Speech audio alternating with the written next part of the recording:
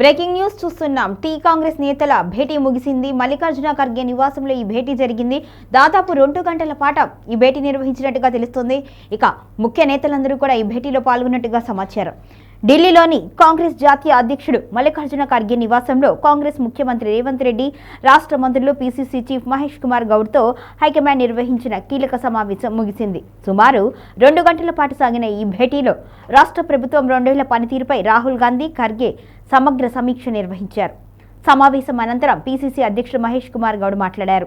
రాష్ట్రంలో కాంగ్రెస్ ప్రభుత్వం ఇప్పటికే 6 గ్యారంటీలతో మెజారిటీ పథకాలను అమలు చేసింది అని, మిగిలిన హామీలను వచ్చే 3 ఏళ్లలో పూర్తి స్థాయిలో నెరవేర్చే దిశగా ఉన్నాము అని చెప్పుకొచ్చారు. ఇక ప్రజల మెప్పు పొందుతాము అని ధీమా కూడా వ్యక్తం చేశారు.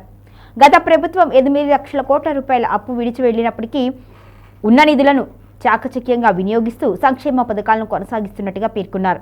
ముఖ్యంగా వరి ఉత్పత్తుల్లో తెలంగాణ అగ్రస్థానంలో ఉండడాన్ని కూడా హైకమాండ్ ప్రశంసించడమే కాకుండా ఇతర వాణిజ్య పంటలను కూడా ప్రోత్సహించాలి అని సూచించింది.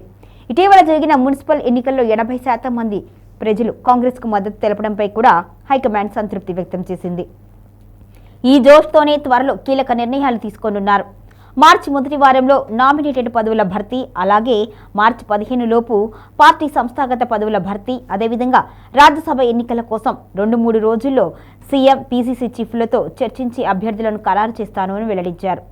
రాష్ట్ర ప్రభుత్వం ప్రతిష్టాత్మకంగా తీసుకున్న ఇంటిగ్రేటెడ్ స్కూల్స్ విధి విధానాల గురించి కూడా రాహుల్ గాంధీ ప్రత్యేకంగా అడిగి తెలుసుకున్నారు. కోమటిరెడ్డి రాజగోపాల్ రెడ్డికి సంబంధించిన అంశం కూడా చర్చకు వచ్చినట్టుగా తెలుస్తోంది. ఆయనను త్వరలోనే ఢిల్లీకి పిలిచి మాట్లాడాలని అధిష్టానం నిర్ణయించుకున్నట్టుగా సమాచారం. ఇక మంత్రివర్గ విస్తరణపై ప్రస్తుతానికి ఎటువంటి చర్చ జరగలేదు అని మహేష్ కుమార్ గౌడ్ స్పష్టం చేశారు.